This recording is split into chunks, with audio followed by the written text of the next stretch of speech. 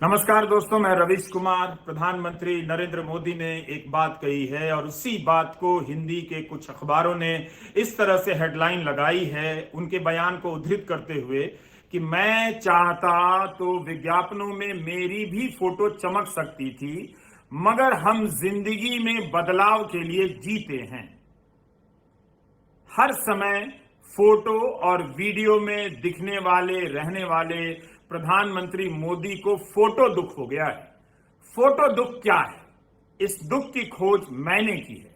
यह दुख जिसे होता है, हर तरफ उसे अपना फोटो कम नजर आता है, जबकि दुनिया को चारों तरफ उसका ही फोटो नजर आता है। मैंने यह कभी नहीं सोचा था कि प्रधानमंत्री नरेंद्र मोदी को इस बात का मलाल होगा या वो ये बात कह देंगे कि मैं चाहता तो विज्ञापनों में मेरी भी फोटो चमक सकती थी। यह बात कितनी हैरान करने वाली है, साहसिक भी है, दुस्साहसी भी है।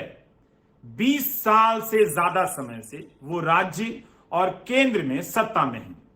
गुजरात में ही उनकी राजनीति फोटो और वीडियो के आसपास घूमने लगी थी। आप याद कीजिए, गुजरात से जब दिल्ली आ रहे थे तो उस समय उनकी किस तरह की तस्वीरें लोकप्रिय कराई गईं। सूट में हैं, काला चश्मा पहने हुए हैं, पेड़ के नीचे बैठे हैं, हाथ में चश्मा है पीछे की तरफ और चिंतक की मुद्रा में है, बगल में किताबें रखी हुई हैं। तो फोटो के आसपास ही जीने वाले और दिखने वाले प्रधानमंत्री कह रहे हैं कि मैं चाहता तो विज्ञापनों में मेरी भी फोटो चमक सकती थी।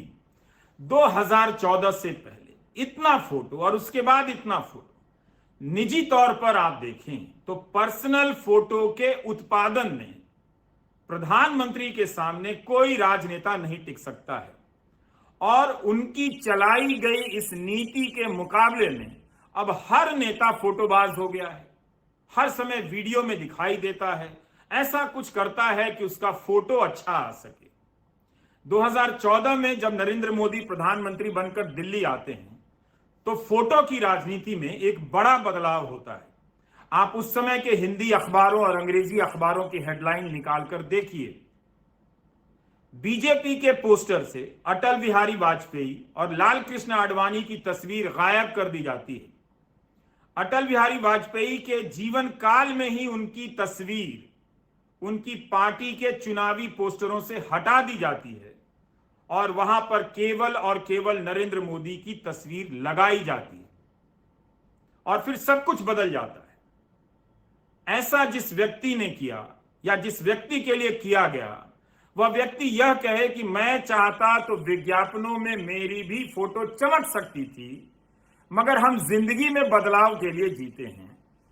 यह बात बहुत ही हास्यास्पद भी है, दुखद भी है।